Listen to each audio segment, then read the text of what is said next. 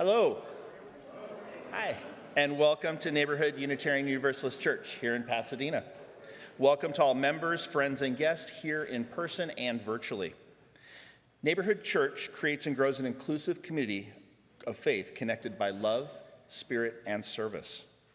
We acknowledge our presence on the ancestral and unceded territory of the Gabrielino Tongva peoples, the traditional caretakers of the lands and waters of this campus.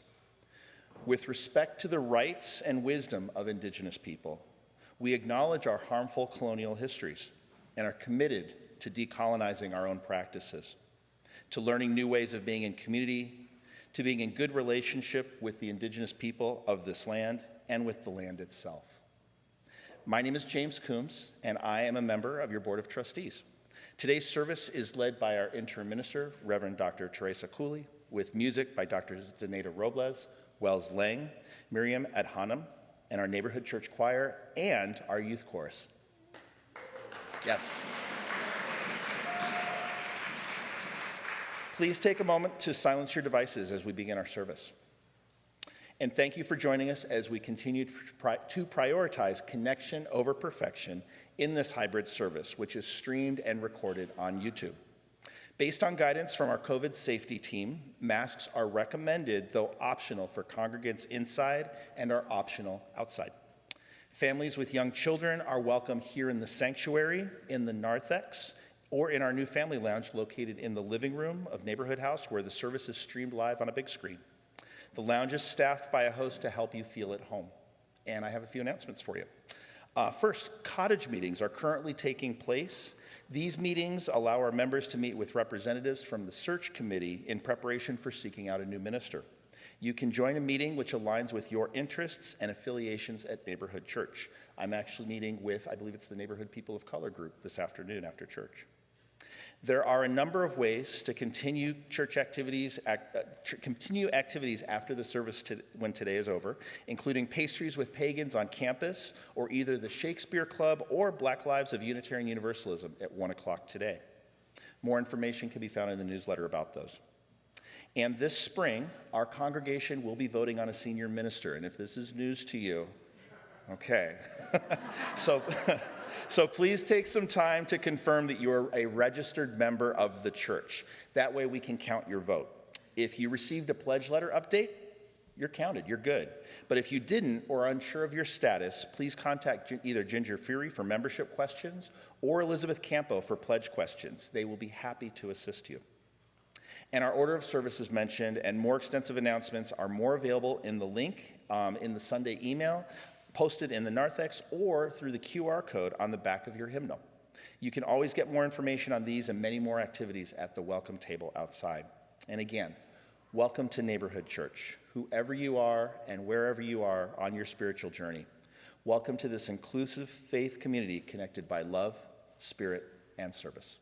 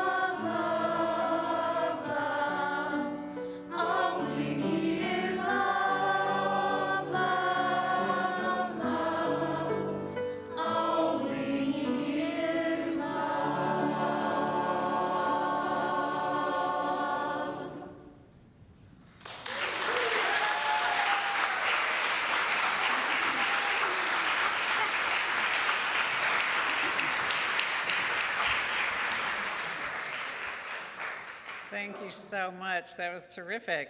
Why don't we take a moment to greet one another and say good morning, shake hands. Good morning. Oh, absolutely, absolutely. That was awesome. I'm sure the cutoff at the end was perfect. That was awesome.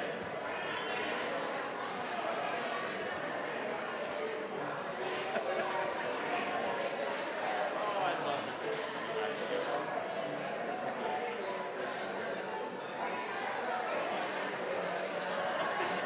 This is good.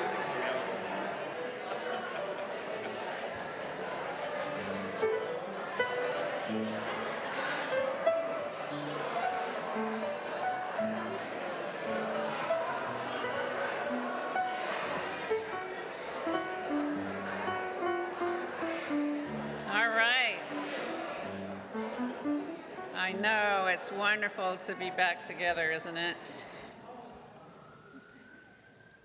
And you're so obedient. That's nice. Are you sure you're Unitarians?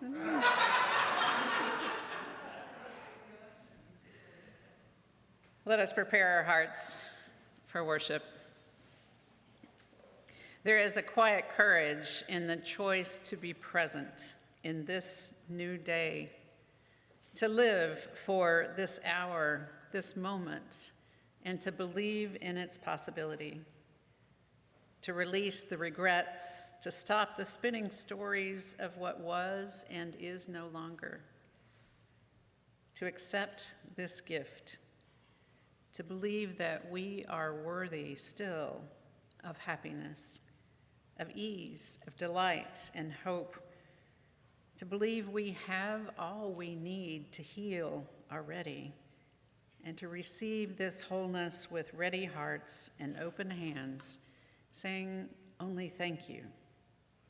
So come, let us practice this surrender together, gathering up all of the brave boldness we know can be found in our bones and in our blood if we will breathe together, knowing ourselves a part of this one life filled with mystery, creativity, and power.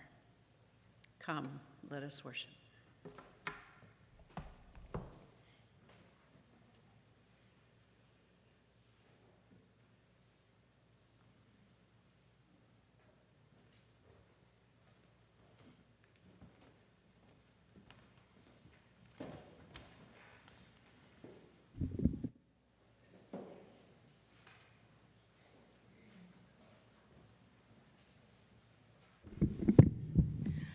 Good morning. Our opening hymn is number 357 in the gray hymnal or on the screens above.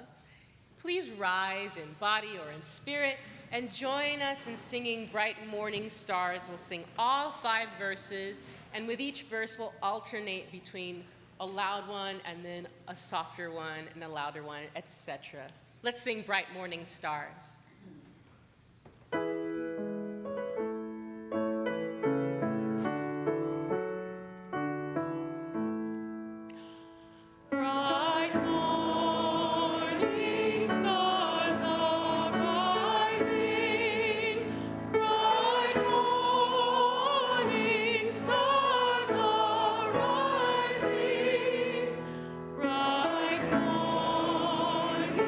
Stars are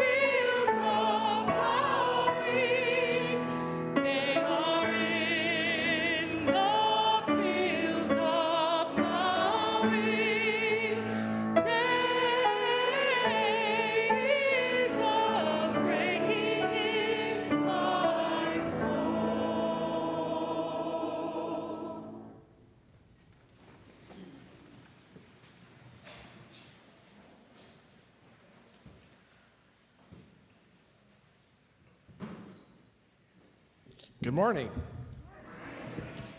I'm Matt Vasco. I'm the Director of Religious Education here at Neighborhood Church. It's a pleasure to be with you all this morning. Just real quick, before I tell our story for all ages, I wanted to make sure I gave a special mention to the fact that we're holding auditions for our Christmas pageant today at 1 o'clock right here in the sanctuary. And we especially need youth that are in elementary and middle school. So if you are an elementary or middle school youth, I'm looking at you. And it's a lot of fun. We make it really fun. And the auditions are just to help us assign parts. Everybody who comes gets a part, okay? Nobody is turned away. So come on out, kids. Join us for the Christmas pageant. Okay, can I have all of the children and youth forward for a story for all ages, please? Youth choir, you sounded so beautiful.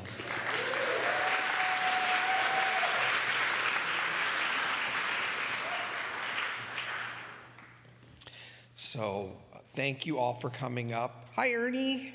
How you doing, buddy? Good to see you. I like your shark shirt. So some people know this about me, some don't. But my family, when I was growing up, my family was really active in the Boy Scouts. And it was like a family tradition in my family. My grandfather was a scoutmaster, and he had 4 boys, and they all went through the Scouts.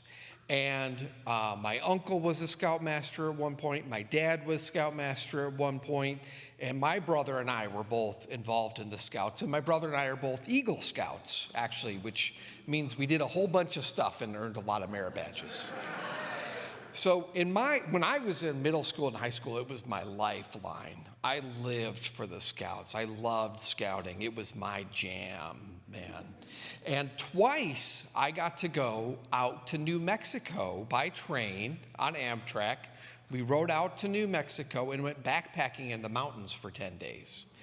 And it was like the adventure of a lifetime. I had the best time. So you could probably imagine my surprise when I was reading the paper in June, and some of you may have heard this, it was in the headlines. A group of Boy Scouts, 2 different troops, Troop 73 and Troop 12, from Appleton, Wisconsin, were on their way back from Philmont Scout Ranch, which is the place we did all that hiking. And they were riding Amtrak, and there were about 275 passengers on the train. And they were riding through Missouri, a very rural part of Missouri, and the train struck a dump truck at a crossing and derailed. And the about 16 Boy Scouts and 8 Scout leaders who were on the train, Boy Scouts are really trained in like emergency preparedness and first aid and these kinds of things. And they just jumped into action. It was so rural, there wasn't any emergency response that could come to the aid of the people who were on the train. So the Scouts kind of filled that role and started opening windows on the train so that people could crawl out and administering first aid to the people right there on the spot, and even tended to the dump truck driver until help arrived. And then it was about an hour and a half drive to a hospital to treat people. So very rural, very unique situation.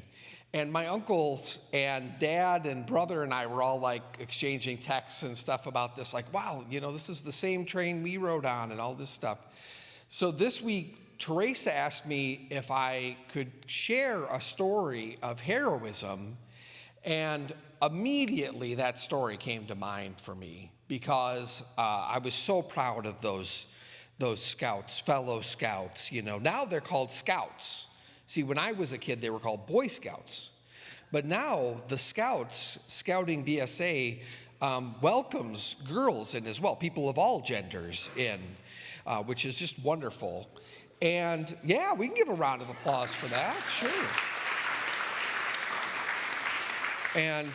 And so I really wanted to share that story because, you know, they're kids, just like all of you, you know, middle schoolers, high schoolers, and, you know, and I just think it's a wonderful story about how we can all be heroes in the lives of other people. You just never know when that opportunity is going to present itself. And you might just think, oh, I'm just doing the thing I was trained to do, or I was just doing the thing I know how to do. But someone else, it can make a big difference, you know. Did you know just talking to someone can make you a hero? Did you know that? Yeah. At school, if you see somebody who seems lonely or really quiet and they're having a hard time making friends, you can be a friend to them. You know, you can go up to them and talk to them. If they're alone during lunchtime, you can be a hero to them just by being there. You never know the difference you can make in someone's life just by being there. And a follow-up on the Boy Scout story is that the city of Appleton, Wisconsin, just this week recognized those 2 scout troops for their selfless act of helping those people on that train. So, you know, just something to always keep in mind. You just never know when you might be the person who makes the difference. You know, after all, we are the people we've been waiting for, right? Yeah. All right. Well, kids, it's time to head to YRE class. I know you're looking forward to it, so I don't want to keep you. We'll get you heading over there. I do want to give a quick mention because I noticed we have some new families here today. If you want to stay with your child during service and you'd like your child to be able to get up and move around a little bit and stuff, because we know sometimes that's a thing. We do have a really comfortable family lounge now in Neighborhood House, and it's hosted, and you can hang out there, and the service is shown on the big screen TV in there. So don't feel like you gotta suffer it out here in the sanctuary if your kid wants to move around, okay? So we've got spaces just for you. All right, thank you so much. Yay! Before we get up, just a moment, we need to remember our UU principle song with the 8th principle. And for the next couple of services, we'll just do a little rehearsal to remind us, because you have to memorize it, right? You have to get it in your bodies. So you all know how the whole thing goes. 1 each person, 2, 3, 4, 5, 6, 7. The web of life's the way. Do that one. 7. The web of life's the way. The 8th one goes. 8. Oppression has no place. Do that one. Go. 8. Oppression has no place. I love that one because that one is like it's new and it's exciting and you have to sing it up high. You can't do it if your body's not engaged. That's right. Right? You can't. 7, 8, 7. The web of life's the way. It's gonna be flat. Don't be flat. 8. Oppression has no place. Don't be flat. Go. 8. Oppression has no place. Oh my goodness.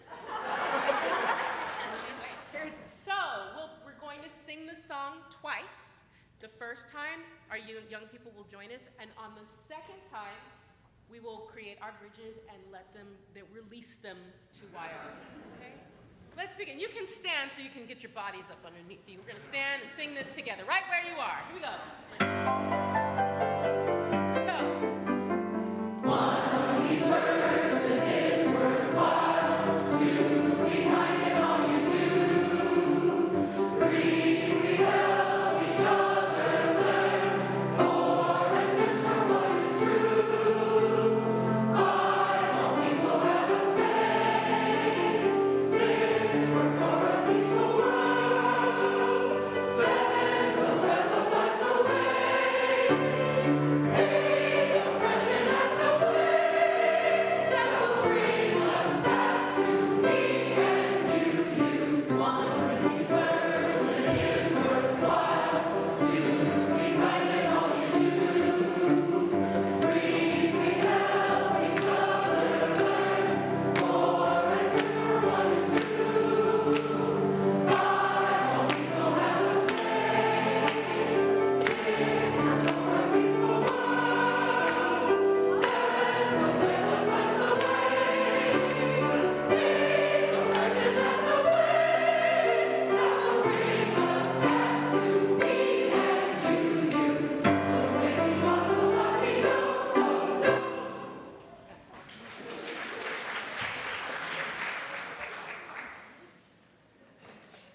I am so glad this is not a competition. All right. So giving is a spiritual practice where we put our values into action. Each Sunday, our congregation dedicates 100% of its contributions to a local social justice organization. If you're visiting for the first or second time, welcome. You are our guest. Please let the plate pass you by. In addition to the plate, online giving is available using the QR code on the donations box just outside the sanctuary or by using the text shown up on the screen in a moment. If you're a member and you wish to make a payment towards your pledge, make a note in the subject line or use an envelope available at the donation box outside.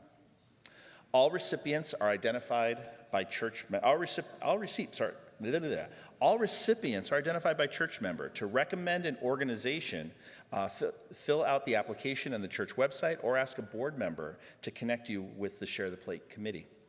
This week, our gifts go to the Equity Action Fund. The Equity Action Fund supports immediate work of the Truth and Reconciliation and Eighth Principle committees here at Neighborhood Church.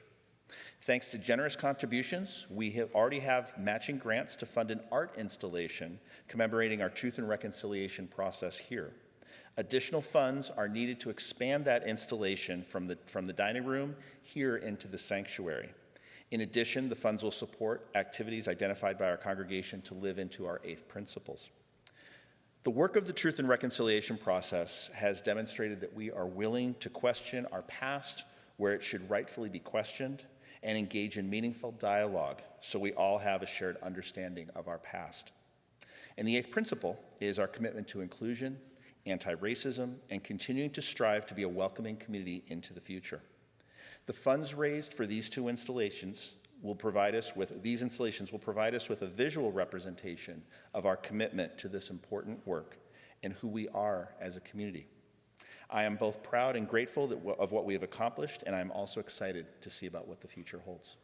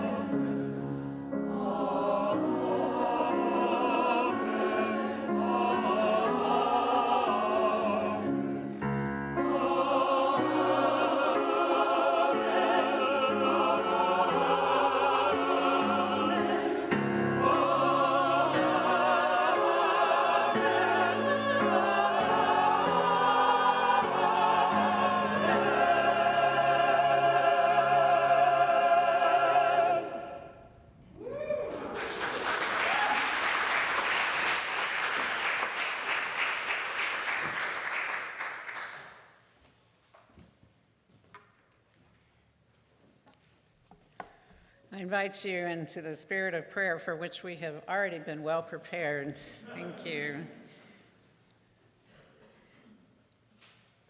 And as we recognize that the season of Yom Kippur in the Jewish tradition has just passed, we dedicate this prayer to that intention that all the faithful bring to recognize the mistakes that they have made and to make amends with this prayer from Sydney Mason Cup. To forgive is not to forget. To forgive is really to remember that nobody is perfect, that each of us stumbles when we want so much to stay upright, that each of us says things we wish we had never said, that we can all forget that love is more important than being right. To forgive is really to remember that we are so much more than our mistakes, that we are often more kind and caring than accepting another's flaws, that accepting another's flaws can help us accept our own. To forgive is to remember that the odds are pretty good that we might soon need to be forgiven ourselves, that life sometimes gives us more than we can handle gracefully. To forgive is to remember that we have room in our hearts to begin again and again and again. Amen.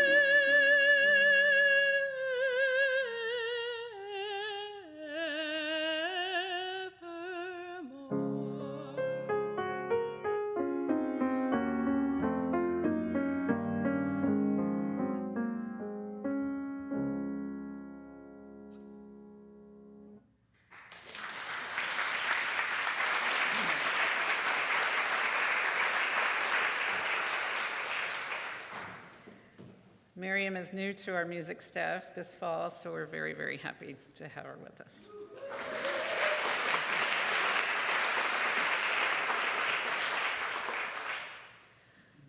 I'd like to begin with a reading from the poet Naomi Shihab Nye. It's called Lessons from Gate A4. You may have heard it before. She says, wandering around the Albuquerque airport terminal, After learning that my flight had been delayed for 4 hours, I heard an announcement.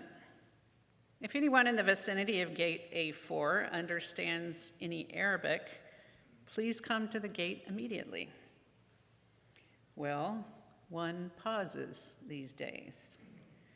Gate A4 was my own gate. I went there, and an older woman in full traditional Palestinian embroidered dress, just like my grandma used to wear, was crumpled to the floor, wailing loudly. "Help," said the flight service person. "Talk to her. What is her problem? We told her the flight was going to be late, and she just collapsed." So I stooped to put my arm around the woman and spoke to her haltingly in Arabic. The minute she heard any words she knew, however poorly used, she stopped crying. She thought that the flight had been canceled entirely. She needed to be in El Paso for a major medical treatment the next day, and I said, "You're fine, you'll get there. Who's picking you up? Let's call him." So we called her son, and I spoke with him in English. I told him I would stay with his mother till we got on the plane and would ride next to her. She talked to him. Then we called her other sons, just for fun. Then we called my dad, and he and she spoke in Arabic and found out, of course, they had 10 shared friends. Then I thought, just for the heck of it, why not call some Palestinian poets I know and let them chat with her? This all took up about 2 hours. She was laughing a lot by then, telling about her life, patting my knee, answering questions, and she had pulled out a sack of homemade mamul cookies, those little powdered sugar crumbly mounds stuffed with dates and nuts, out of her bag, and she was offering them to all of the women at the gate. And to my amazement, not a single woman declined one. It was like a sacrament. The traveler from Argentina, the mom from California, the lovely woman from Laredo, we were all covered with the same powdered sugar and smiling. There is no better cookie. And then the airline broke out free beverages from huge coolers, and 2 little girls from our flight ran around serving everyone apple juice, and then they were covered with powdered sugar too. And I noticed my new best friend, because by now we were holding hands, had a potted plant poking out of her bag. Some medicinal thing with green furry leaves. Such an old country traveling tradition.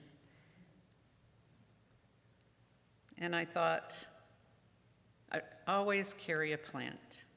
Always stay rooted to somewhere. And I looked around the gate of late and weary ones, and I thought, this is the world I want to live in. The shared world. Not a single person in this gate, once the crying of confusion stopped, seemed apprehensive about any other person. They took the cookies. I wanted to hug all of those other women too. This can still happen anywhere. Not everything is lost. Naomi Shihab Nye. 2 weeks ago, I talked with you about how I have long been fascinated by the concept of leadership. And there's a twin interest that goes along with that, a passion for thinking about heroism. Even more specifically, a deep desire to be a hero. When I was young, I read everything I could get my hands on about World War II and those who refused to give in to Nazi oppression. And after reading the book Trinity by Leon Uris, I was ready to travel to Ireland and sign up to fight alongside the IRA. Luckily, I did a bit more reading about it before I bought that ticket. But this interest, no, actually really an obsession with heroism, has continued in my adult life, at least in terms of what I read and watch and pay attention to. I've mentioned before about how much I love to watch things like the Harry Potter series, and The Lord of the Rings on repeat, over and over. And again, countless World War II movies, and I will confess, most of the Marvel movies as well. I even got hooked on the Supergirl series that came out a few years ago. Don't ask me what I think about the new Ring of Power series. I can't bring myself to watch it because I'm afraid it will cheapen Tolkien's brilliant work, because clearly I have very refined taste in what I watch. I haven't really thought about why I love these hero-heroine stories so much until I saw that this week's Soul Matters theme that we have a common theme every month that our Chalice Circles explores and our RE people explore. And the theme this month is courage. And immediately the concept of heroism came to mind. And so, of course, I had to go to the penultimate expert, the late Joseph Campbell, who wrote wildly popular books about mythology and the hero's journey in the 60s and 70s. Who read them? I know, and you watched the Bill Moyer series. Yeah, a lot easier than the books. Yeah. Campbell's way of talking about the archetype of the hero's journey is so well known that I actually never read his books, but I still thought I knew what he said. At least I thought I knew that he found a common structure about the heroic story in every cultural or religious and literary tradition. I knew that the great lions of psychiatric theory like Jung and Freud echoed these common archetypes. Maybe it was my growing resistance to Freud and Jung and their blatant sexism that led me away from this. But once I started reading his work again in the last few weeks, I realized that I had missed something really important, that his understanding was deeply spiritual. Now, this realization made me exceedingly happy because now I feel like I can completely justify paying for tickets to Wakanda Forever out of my professional expenses. Zenaida wants to go with me. She's well said. Here's what Campbell actually says about the journey of the hero. The hero, therefore, is the man or woman who has been able to battle past his personal and local historical limitations to the generally valid, normally human forms. And such a one's visions, ideas, and inspirations come pristine from the primary springs of human life and thought. Hence, they are eloquent, not of the present disintegrating society and psyche, but of the unquenched source through which society is born and is reborn. The hero has died as a modern man, but as eternal man, perfected, unspecific, universal man, he has been reborn. And his second solemn task, indeed, is therefore to return to us, transfigured, and to teach the lesson learned about life renewed. Okay, so that's a little dense. I'll put it in my own words. The great appeal of the hero or heroine story is not that they achieved something great in the material sense or that they had some great unhuman ability to do something, but that they overcome some deep obstacle, not just out there, but in here, in the internal sense. And then they help us to glimpse and even to participate in the eternal value that they have been able to draw from, which helped them overcome this obstacle. So most especially when it feels like everything that we believe about ourselves and one another is falling apart, the ability to see someone resurrect something deeper and a more noble truth about humanity helps restore in us some faith in the human enterprise. For example, there's one of my favorite scenes at the end of the Two Towers in The Lord of the Rings that I love to repeat, when Frodo, the hobbit chosen to carry the ring, is bemoaning the fate that cursed him with this burden, and doubting whether he has the strength or the depth of goodness to continue. But his loyal companion Samwise puts it in larger terms. Still, I wonder, he says, if we shall ever be put into songs or tales. We're in one, of course, but I mean put into words, read by a father to children out of a great big book years and years afterward. And Frodo said, you and I are still stuck in the worst places of the story. It's all too likely that some will say at this point, shut the book now, we don't want to read anymore. But Sam says, maybe, but I wouldn't be the one to say that. Things done over and over and made into part of the great tale are different than they are when we are living them. We can look back upon the heroic journey of others, and it can inspire us to continue in the face of what may seem impossible odds. And this helps explain to me why I've been so fascinated with the heroic so much of my life, because it speaks to a longing to find myself in a story that is greater than my own, to place myself in service to a larger vision that is more than just about my own achievement or my own ego. It is a spiritual longing. Joseph Campbell says, when we quit thinking primarily about ourselves and our own self-preservation, we undergo a truly heroic transformation of consciousness.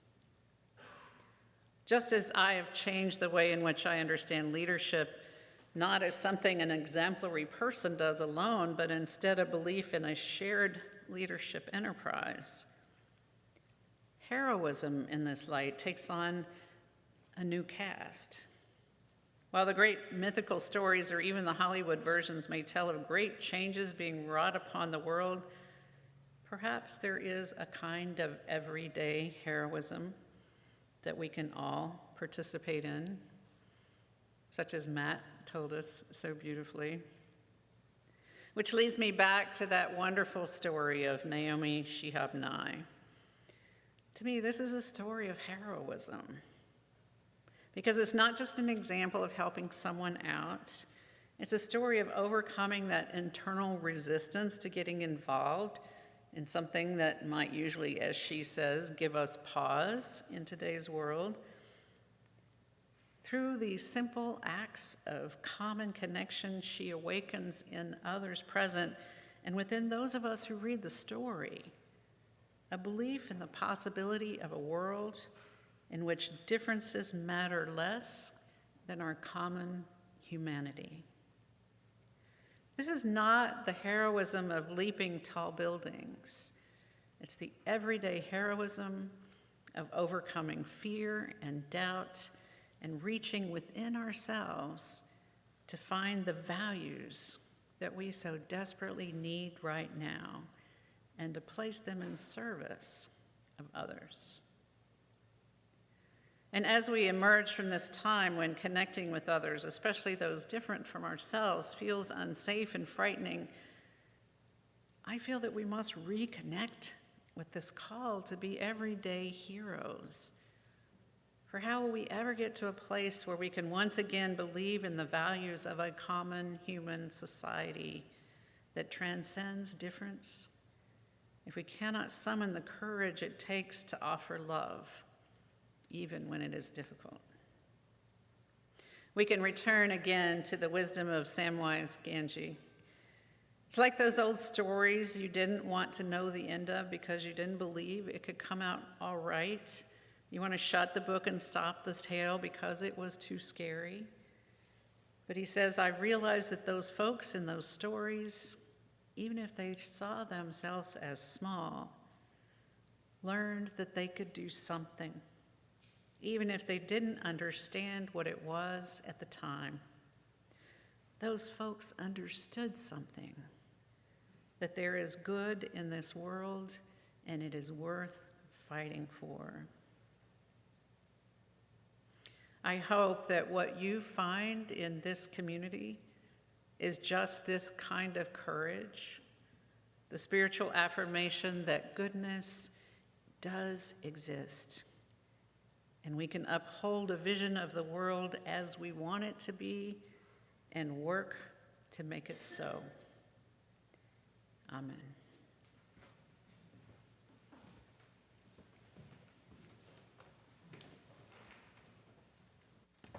Our closing hymn is number 1015 in your teal hymnal or on the screens above. Please rise in body or in spirit and join me in singing all 5 verses of I Know I Can.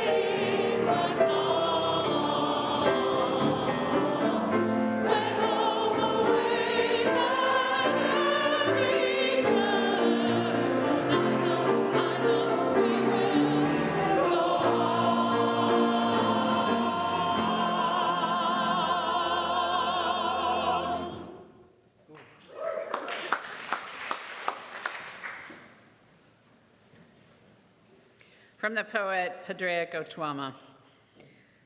So let us pick up the stones over which we stumble and build altars. Let us listen to the sound of breath in our bodies. Let us listen to the sounds of our own voices, of our own names, of our own fears. Let us name the harsh light and soft darkness that surrounds us, and claw ourselves out from the graves that we have dug. Let's lick the earth from our fingers and let us look up and out and around. The world is big and wide and wild and wonderful and wicked. And our lives are murky, magnificent, malleable, and full of meaning. Amen. Go in peace.